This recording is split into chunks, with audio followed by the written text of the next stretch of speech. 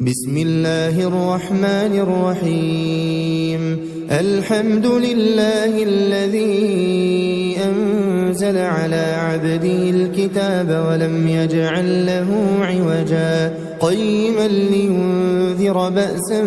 شديدا من لدنه ويبشر المؤمنين الذين يعملون الصالحات أن لهم أجرا حسنا ماكثين فيه أبدا وينذر الذين قالوا اتخذ الله ولدا ما لهم به من علم ولا لآبائهم كبرت كلمة تخرج من أفواههم إن يقولون إلا كذبا فلعلك باخع نفسك على آثارهم إن لم يؤمنوا بهذا الحديث أسفا إنا جعلنا ما على الأرض زينة لها لنبلوهم أيهم أحسن عملا وإنا لجاعلون ما عليها صعيدا جرزا أم حسبت أن أصحاب الكهف والرقيم كانوا من آياتنا عجبا إذ أوى الفتية إلى الكهف فقالوا ربنا آتنا من لدنك رحمة وهيئ لنا من أمرنا رشدا فضربنا على آذانهم في الكهف سنين عددا ثم بعثناهم لنعلم أي الحزبين أحصى لما لبثوا أمدا نحن نقص عليك نبأهم بالحق إنهم فتية آمنوا بربهم وزدناهم هدى وربطنا على قلوبهم إذ قاموا فقالوا ربنا رب السماوات والأرض لن ندعو من دونه إلها لقد قلنا إذا شططا هؤلاء قوم اتخذوا من دونه آلهة لولا يأتون عليهم بسلطان بين فمن أظلم ممن افترى على الله كذبا وإذ اعتزلتموهم وما يعبدون إلا الله فأووا إلى الكهف ينشر لكم ربكم من رحمته ويهيئ لكم من أمركم مرفقا وترى الشمس إذا طلعت تزاور عن كهفهم ذات اليمين وإذا غربت تقرضهم ذات الشمال وهم في فجوة منه ذلك من آيات الله من يهد الله فهو المهتد ومن يضلل فلن تجد له وليا مرشدا وتحسبهم أيقاظا وهم رقود ونقلبهم ذات اليمين وذات الشمال وكلبهم باسط ذراعيه بالوصيد لو اطلعت عليهم لوليت منهم فرارا ولملئت منهم رعبا وكذلك بعثناهم ليتساءلوا بينهم قال قائل منهم كم لبثتم قالوا لبثنا يوما أو بعض يوم قالوا ربكم أعلم بما لبثتم فابعثوا أحدكم بورقكم هذه إلى المدينة فلينظر أيها أزكى طعاما فليأتكم برزق منه وليتلطف ولا يشعرن بكم أحدا إنهم إن يظهروا عليكم يرجموكم أو يعيدوكم في ملتهم ولن تفلحوا إذا أبدا وكذلك أعثرنا عليهم ليعلموا أن وعد الله حق وأن الساعة لا ريب فيها إذ يتنازعون بينهم أمرهم فقالوا بنوا عليهم بنيانا ربهم أعلم بهم قال الذين غلبوا على أمرهم لنتخذن عليهم مسجدا سيقولون ثلاثة رابعهم كلبهم ويقولون خمسة سادسهم كلبهم رجما بالغيب ويقولون سبعة وثامنهم كلبهم قل ربي أعلم بعدتهم ما يعلمهم إلا قليل فلا تمار فيهم إلا مراء ظاهرا ولا تستفت فيهم منهم أحدا ولا تقولن لشيء إني فاعل ذلك غدا إلا أن يشاء الله واذكر ربك إذا نسيت وقل عسى أن يهديني ربي لأقرب من هذا رشدا ولبثوا في كهفهم 300 سنين وازدادوا 9 قل الله أعلم بما لبثوا له غيب السماوات والأرض أبصر به وأسمع ما لهم من دونه من ولي ولا يشرك في حكمه أحدا واتل ما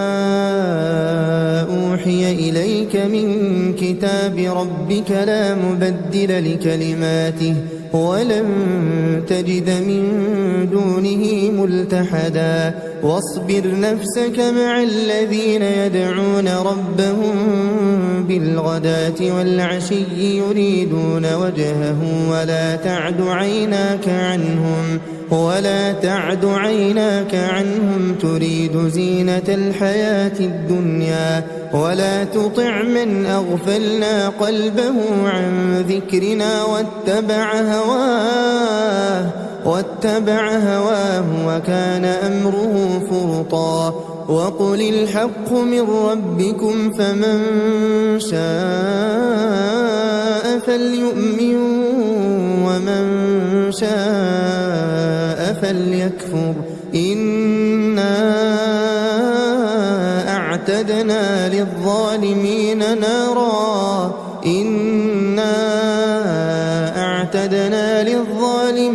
نارا أحاط بهم سرادقها وإن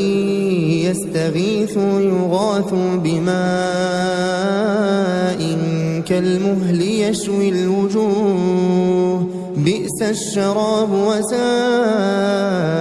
مرتفقا إن الذين آمنوا وعملوا الصالحات إنا لا نضيع أجر من أحسن عملا أولئك لهم جنات عدن تجري من تحتهم الأنهار يحلون فيها من أساور من ذهب ويلبسون ثيابا خضرا من سندس واستبرق متكئين فيها على الأرائك نعم الثواب وحسنت مرتفقا واضرب لهم مثل الرجلين جعلنا لأحدهما جنتين من أعناب وحففناهما بنخل وجعلنا بينهما زرعا كلتا الجنتين آتت أكلها ولم تظلم منه منه شيئا وفجرنا خلالهما نهرا وكان له ثمر فقال لصاحبه وهو يحاوره أنا أكثر منك مالا وأعز نفرا ودخل جنته وهو ظالم لنفسه قال ما أظن أن تبيد هذه أبدا وما أظن الساعة قائمة ولئن رددت إلى ربي لأجدن خيرا منها منقلبا قال له صاحبه وهو يحاوره أكفرت بالذي خلقك من تراب ثم من نطفة ثم سواك رجلا لكن هو الله ربي ولا أشرك بربي أحدا ولولا إذ دخلت جنتك قلت ما شاء الله لا قوة إلا بالله إن ترني أنا أقل منك مالا وولدا فعسى ربي أن يؤتيني خيرا من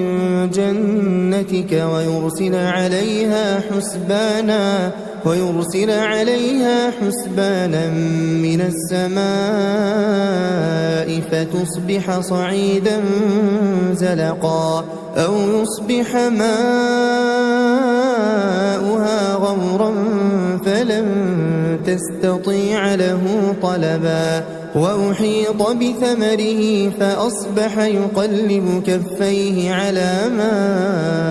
أنفق فيها وهي خاوية على عروشها ويقول يا ليتني لم أشرك بربي أحدا ولم تكن له فئة ينصرونه من دون الله وما كان منتصرا هنالك الولاية لله الحق هو خير ثوابا وخير عقبا واضرب لهم مثل الحياة الدنيا كماء إن أنزلناه من السماء فاختلط به نبات الأرض فأصبح هشيما تذروه الرياح وكان الله على كل شيء مقتدرا المال والبنون زينة الحياة الدنيا والباقيات الصالحات خير عند ربك ثوابا وخير أملا ويوم نسير الجبال وترى الأرض بارزة وحشرناهم فلم نغادر منهم أحدا وعرضوا على ربك صفا لقد جئتمونا كما خلقناكم أول مرة بل زعمتم أن لن نجعل لكم موعدا ووضع الكتاب فترى المجرمين مشفقين مما فيه ويقولون يا ويلتنا ما لهذا الكتاب لا يغادر صغيرة ولا كبيرة إلا أحصاها ووجدوا ما عملوا حاضرا ولا يظلم ربك أحدا وإذ قلنا للملائكة اسجدوا لآدم فسجدوا إلا إبليس كان من الجن ففسق عن أمر ربه أفتتخذونه وذريته أولياء من دوني وهم لكم عدو بئس للظالمين بدلا ما أشهدتهم خلق السماوات والأرض ولا خلق أنفسهم وما كنت متخذ المضلين عضدا ويوم يقول نادوا شركائي الذين زعمتم فدعوهم فلم يستجيبوا لهم وجعلنا بينهم موبقا ورأى المجرمون النار فظنوا أنهم مواقعوها ولم يجدوا عنها مصرفا ولقد صرفنا في هذا القرآن للناس من كل مثل وكان الإنسان أكثر شيء جدلا وما منع الناس أن يؤمنوا إذ جاءهم الهدى ويستغفروا ربهم إلا أن تأتيهم سنة الأولين أو يأتيهم العذاب قبلا وما نرسل المرسلين إلا مبشرين ومنذرين ويجادل الذين كفروا بالباطل ليدحضوا به الحق واتخذوا آياتي وما أنذروا هزوا ومن أظلم ممن ذكر بآيات ربه فأعرض عنها ونسي ما قدمت يداه إنا جعلنا على قلوبهم أكنة أن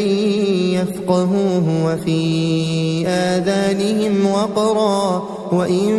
تدعهم إلى الهدى فلن يهتدوا إذا أبدا وربك الغفور ذو الرحمة لو يؤاخذهم بما كسبوا لعجل لهم العذاب بل لهم موعد لن يجدوا من دونه موئلا وتلك القرى أهلكناهم لما ظلموا وجعلنا لمهلكهم موعدا وإذ قال موسى لفتاه لا أبرح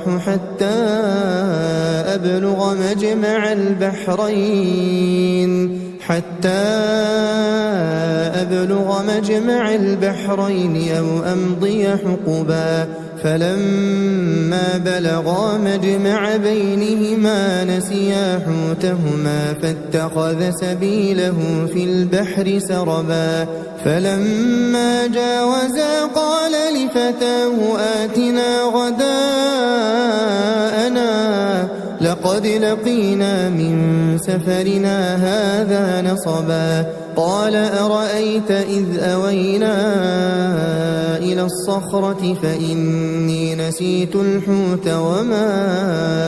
أنسانيه إلا الشيطان أن أذكره واتخذ سبيله في البحر عجبا قال ذلك ما كنا نبغي فارتدا على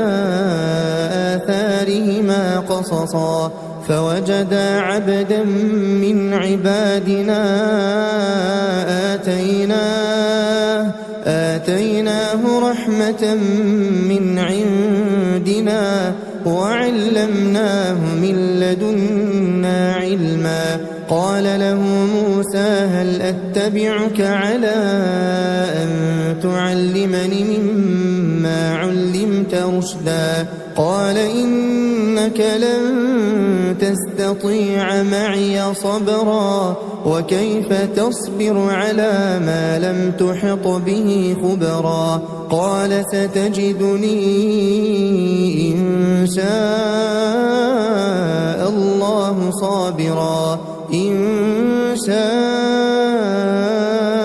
الله صابرا ولا أعصي لك أمرا قال فإن اتبعتني فلا تسألني عن شيء حتى أحدث لك منه ذكرا فانطلقا حتى إذا ركبا في السفينة خرقها قال أخرقتها لتغرق أهلها لقد جئت شيئا إمرا قال ألم أقل إنك لن تستطيع معي صبرا قال لا تؤاخذني بما نسيت ولا ترهقني من أمري عسرا فانطلقا حتى إذا لقيا غلاما فقتله قال أقتلت نفسا زكية بغير نفس لقد جئت شيئا نكرا قال ألم أقل لك إنك لن تستطيع معي صبرا قال إن سألتك عن شيء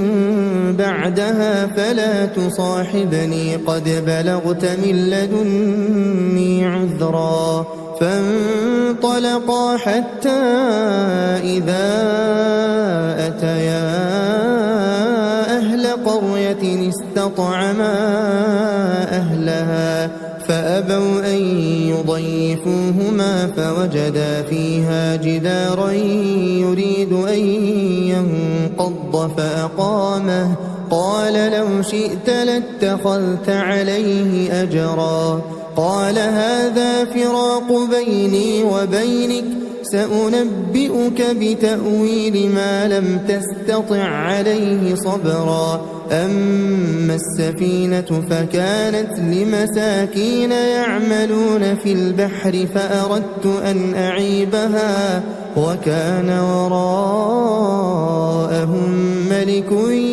يأخذ كل سفينة غصبا وأما الغلام فكان أبواه مؤمنين فخشينا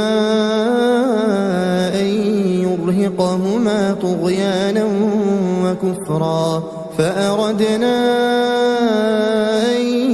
يبدلهما ربهما خيرا منه زكاة وأقرب رحما وأما الجدار فكان لغلامين يتيمين في المدينة وكان تحته كنز لهما وكان أبوهما صالحا فأراد ربك أن يبلغا أشدهما ويستخرجا كنزهما رحمة من ربك وما فعلته عن أمري ذلك تأويل ما لم تسطع عليه صبرا ويسألونك عن ذي القرنين قل سأتلو عليكم منه ذكرا إنا مكنا له في الأرض وآتيناه من كل شيء سببا فأتبع سببا حتى إذا بلغ مغرب الشمس وجدها تغرب في عين حمئة ووجد عندها قوما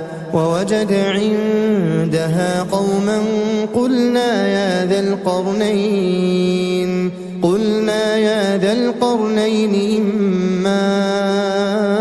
أن تعذب وإما أن تتخذ فيهم حسنا قال أما من ظلم فسوف نعذبه ثم يرد إلى ربه فيعذبه عذابا نكرا وأما من آمن وعمل صالحا فله جزاء الحسنى وسنقول له من أمرنا يسرا ثم أتبع سببا حتى إذا بلغ مطلع الشمس وجدها تطلع على قوم لم نجعل لهم من دونها سترا كذلك وقد أحطنا بما لديه خبرا ثم أتبع سببا حتى إذا بلغ بين السدين وجد من دونهما قوما لا يكادون يفقهون قولا قالوا يا ذا القرنين إن يأجوج ومأجوج مفسدون في الأرض فهل نجعل لك خرجا على أن تجعل بيننا وبينهم سدا قال ما مكني فيه ربي خير فأعينوني بقوة أجعل بينكم وبينهم ردما آتوني زبر الحديد حتى إذا ساوى بين الصدفين قال انفخوا حتى إذا جعله نارا قال آتوني أفرغ عليه قطرا فما استطاعوا أن يظهروه وما استطاعوا له نقبا قال هذا رحمة من ربي فإذا جاء وعد ربي جعله دكاء وكان وعد ربي حقا وتركنا بعضهم يومئذ يموج في بعض ونفخ في الصور فجمعناهم جمعا وعرضنا جهنم يومئذ للكافرين عرضا الذين كانت أعينهم في غطاء عن ذكري وكانوا لا يستطيعون سمعا أفحسب الذين كفروا أن يتخذوا عبادي من دوني أولياء إنا أعتدنا جهنم للكافرين نزلا قل هل ننبئكم بالأخسرين أعمالا الذين ضل سعيهم في الحياة الدنيا وهم يحسبون أنهم يحسنون صنعا أولئك الذين كفروا بآيات ربهم ولقائه فحبطت أعمالهم فلا نقيم لهم يوم القيامة وزنا ذلك جزاؤهم جهنم بما كفروا واتخذوا آياتي ورسلي هزوا إن الذين آمنوا وعملوا الصالحات كانت لهم جنات الفردوس نزلا خالدين فيها لا يبغون عنها حولا قل لو كان البحر مدادا لكلمات ربي لنفد البحر قبل أن تنفد كلمات ربي ولو جئنا بمثله مددا قل إنما أنا بشر مثلكم يوحى إلي أنما إلهكم إله واحد فمن كان يرجو لقاء ربه فليعمل عملا